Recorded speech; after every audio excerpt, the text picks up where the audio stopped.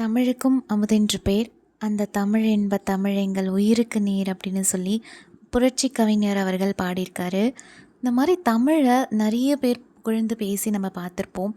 உலகத்தில் எல்லா மொழிகளுக்கும் தாய்மொழி அப்படின்னு சொல்லி நம்ம தமிழ் மொழியை சொல்கிறாங்க. பல மொழிகள் தமிழ் மொழியிலேருந்து வந்திருக்குன்னு சொல்கிறாங்க. உலகத்தில் இருக்கிற எந்த நாட்டுக்கு போனாலும் அங்கே தமிழ் பேசுகிறவங்க கண்டிப்பாக இருப்பாங்க.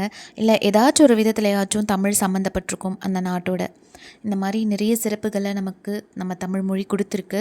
இந்த தமிழ் மொழியை இன்னும் உயிர்ப்பிக்கிற அளவுக்கு நிறைய தமிழறிஞர்கள் போராடியிருக்காங்க. திருக்குறள் உலகளாவிய மொழிகளில் மொழிபெயர்க்கப்பட்டிருக்கு. இன்றைக்குமே திருக்குறளை படிக்கிற நிறைய பேர் இருக்காங்க வெளிநாட்டில் இருக்கிறவங்க. இதுக்கெல்லாம் முதல் காரணம் யார் அப்படின்னு பார்த்தோன்னா புலவர்களும் மன்னர்களும் தான். நான் ஏன் 2 பேரையும் சேர்த்து சொல்கிறேன் அப்படின்னா, மன்னர்கள் பரிசு வழங்கலை ஊக்குவிக்கலை அப்படின்னா புலவர்கள் பாடியிருக்க முடியாது. புலவர்களும் பாடலை அப்படின்னா மன்னர்களை பற்றி தெரிஞ்சிருக்காது. புலவர்களும் மன்னர்களுமே சேர்ந்துமே நிறைய பாடல்கள் பாடியிருக்காங்கன்னு நம்ம படிச்சிருக்கோம். புலவர்கள் கடவுளை பற்றி பாடியிருக்காங்க, மன்னர்களை பற்றி பாடியிருக்காங்க, தமிழ் மொழியை பற்றி பாடியிருக்காங்க. 2வது காரணம், நிறைய தமிழ் அறிஞர்கள் கவிஞர்கள்லாம் இருக்காங்க. அதுலேயும் இன்றைக்கி நம்ம இந்த சங்க இலக்கியங்களை படிக்கிறோம், சிலப்பதிகாரம் மணிமேகலையை படிக்கிறோம்னா அதுக்கு ஒரே ஒருத்தர் தான் காரணம். சங்க இலக்கியங்களுடைய மீட்பாளர் அப்படின்னு சொல்லலாம், உ.வே.சா அவர்கள். தமிழ் தாத்தான்னு மக்களால் செல்லமாக அழைக்கப்படுற உ.வே. சாமிநாதர் அவர்களுடைய பிறந்த நாள் அன்னைக்கு இந்த வீடியோவை நான் அப்லோட் பண்ணுறதுல ரொம்பவே மகிழ்ச்சி அடைகிறேன். இன்னும் இவரை பற்றி தெரிஞ்சுக்கணுன்னா வீடியோவை ஃபுல்லாக பாருங்கள்.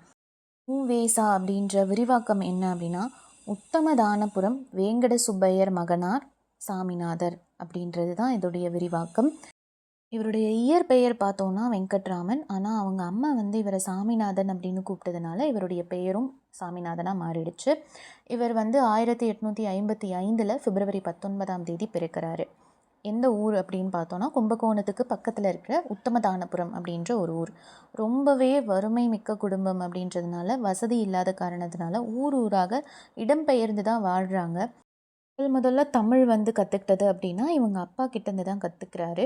இவங்க அப்பா தான் நிறைய தமிழ் கதைகள் எல்லாம் சொல்லி வளர்க்குறாரு. அதுக்கப்புறம் சடகோப ஐயங்கார் மற்றும் மீனாட்சி சுந்தரம் பிள்ளை அவர்கள்கிட்டேருந்து தமிழை கற்றுக்கிறாரு. ரொம்பவே நிறைய இலக்கியங்களை பற்றி அவங்க சொல்கிறாங்க. சுந்தரம் பிள்ளை 6 ஆண்டுகள் தமிழ் சொல்லித்தராரு உ.வே.சாவுக்கு. அதுக்கப்புறம் அவர் இறந்தும் போய்ட்றாரு.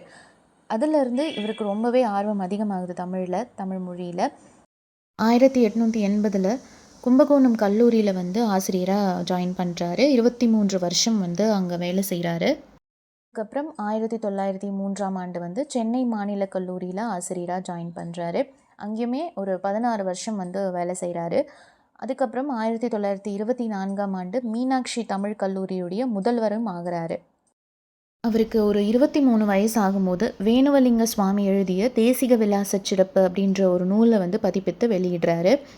அதுக்கப்புறம் இவருடைய சங்க இலக்கிய தேடல் எப்படி ஆரம்பிக்குது அப்படின்றதுக்கு ஒரு குட்டி கதை சொல்கிறேன்.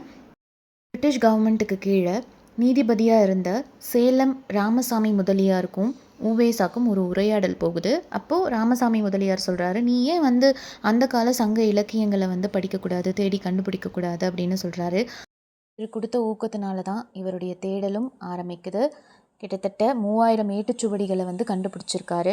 சிலப்பதிகாரம், மணிமேகலை, 8 தொகை நூல்கள், 10 பாட்டு நூல்கள், திருமுருகாற்றுப்படை, இந்த மாதிரி நிறைய 12 புராணங்கள், 9 உலா நூல்கள், 6 தூது இலக்கியங்கள், 3 வெண்பாக்கள், 4 அந்தாதி, பரணி, மும்மணி கோவை, இரட்டைமணி மாலை இப்படின்னு சொல்லி சங்க இலக்கியங்கள் மொத்தத்தையும் தேடி கண்டுபிடிச்சாரு. அதுக்கு இவர் பட்ட கஷ்டம் கொஞ்சம் நஞ்சம் கிடையாது. சங்க இலக்கியத்தை தேடி போகும்போது இவர் பட்ட அவமானங்கள், அதுக்கு உதாரணமாக சில நிகழ்வுகளை நான் சொல்லணும்னு விரும்புகிறேன்.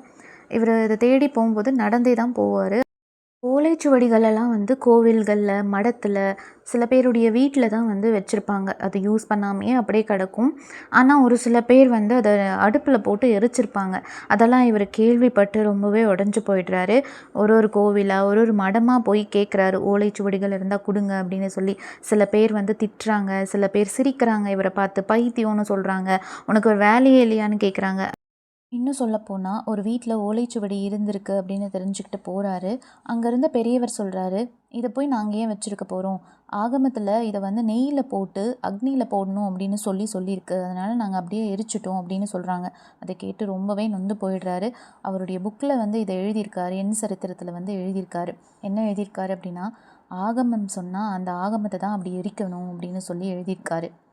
இன்னொருத்தர் வீட்டில் என்ன சொல்கிறாங்க அப்படின்னா, சுவடி மக்கி போச்சு, அதனால் நாங்கள் ஆடி 18 அன்னைக்கு ஆத்தோடு விட்டுட்டோம் அப்படின்னு சொல்கிறாங்க. இந்த மாதிரி மக்களுடைய நிறைய மூட நம்பிக்கையினால் நிறைய சுவடிகளை நம்ம இழந்திருக்கோம்.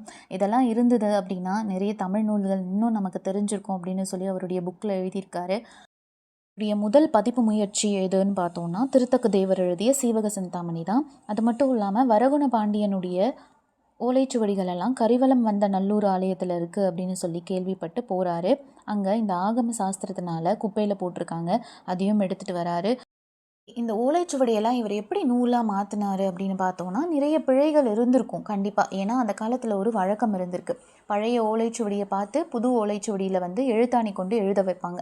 எழுதினவங்க சாதாரண மனுஷங்க தானே, அதனால் பிழைகள் கண்டிப்பாக இருந்திருக்கும். சில பேருக்கு கண்ணு தெரிஞ்சிருக்காது, வார்த்தை புரிஞ்சிருக்காது, அதனால் நிறைய பிழைகள் இருந்திருக்கு. அதையும் இவர் தேடி கண்டுபிடிக்கிறாரு, ஒரு வார்த்தைக்கும் அர்த்தம் தேடுறாரு. இன்னும் சொல்லப்போனால் குறிஞ்சிப்பாட்டு கபிலர் எழுதியிருப்பார். அதில் வந்து கபிலர் வந்து 99 வகை பூக்களை சொல்லியிருப்பார் இல்லையா. ஆனால் ஓலைச்சுவடியில் வந்து 96 வகை பூக்கள் பெயர் மட்டும்தான் இருந்திருக்கு. மீதி 3 பெயர்கள் வந்து சரியாக தெரியல. ஆனால் அதையுமே விடாமல் தேடுறாரு. கடைசியில் 99 வகை பூக்களையும் கண்டுபிடிக்கிறாரு. இத்தனை இலக்கியங்களை கண்டுபிடிச்சது மட்டும் இல்லாமல் நிறைய உரைநடைகளையும் எழுதுகிறாரு. அதில் மீனாட்சி சுந்தரம், மகா வைத்தியநாதர், கோபாலகிருஷ்ண பாரதி இவர்களுடைய வரலாற்றையும் எழுதுகிறாரு. இவருடைய வாழ்க்கை வரலாறையும் ஒரு வரை தொடராக ஆனந்த விகடனில் வந்து என் சரித்திரம் அப்படின்ற பெயரில் வந்து எழுதுகிறாரு. இவருடைய சிறப்புகள் என்ன அப்படின்னு பார்க்கலாம். மகாகவி பாரதியார் இவரை வந்து கும்பமுனி அப்படின்னு சொல்லியிருக்காரு. கும்பமுனி அப்படின்னா கும்பகோணத்தை சேர்ந்த முனிவர் அப்படின்னு அர்த்தம். அது மட்டும் இல்லாமல் சென்னை இலக்கிய மாநாட்டில் வந்து மகாத்மா காந்தி வந்தப்போ இவர் பேசுகிறத கேட்டுட்டு இவர்கிட்ட நான் தமிழ் கற்றுக்கணும் அப்படின்னு சொல்லியிருக்காரு. இருக்கு மகாம கோபாத்தியாய, தக்ஷணாய கலாநிதி, திராவிட வித்யாபூஷணம் அப்படின்ற சிறப்பு பட்டங்களும் இருக்குது. அது மட்டும் இல்லாமல் இந்திய அரசு வந்து 2006ஆம் ஆண்டு இவர் பெயரில் நினைவு அஞ்சல் தலை வந்து வெளியிட்டிருக்காங்க. இவருடைய இல்லத்தை வந்து அரசு வந்து நினைவு இல்லமாக மாற்றிருக்காங்க. ருக்மணி அருண்டேல் அப்படின்ற ஒருத்தரோட உதவியோட 1943ஆம் ஆண்டு ஊவேசா நூல் நிலையம் வந்து பெசன்ட் நகரில் அமைச்சிருக்காங்க. இன்றைக்குமே அங்கே போனால் நிறைய ஊவேசாவுடைய தமிழ் ஓலைச்சுவடிகளாக இருக்கட்டும், நூல்களாக இருக்கட்டும் அங்கே பார்க்கலாம். எல்லா வருடமும் தமிழ் அறிஞர்களுக்கு வந்து ஊவேசா விருது வந்து வழங்கப்படுது.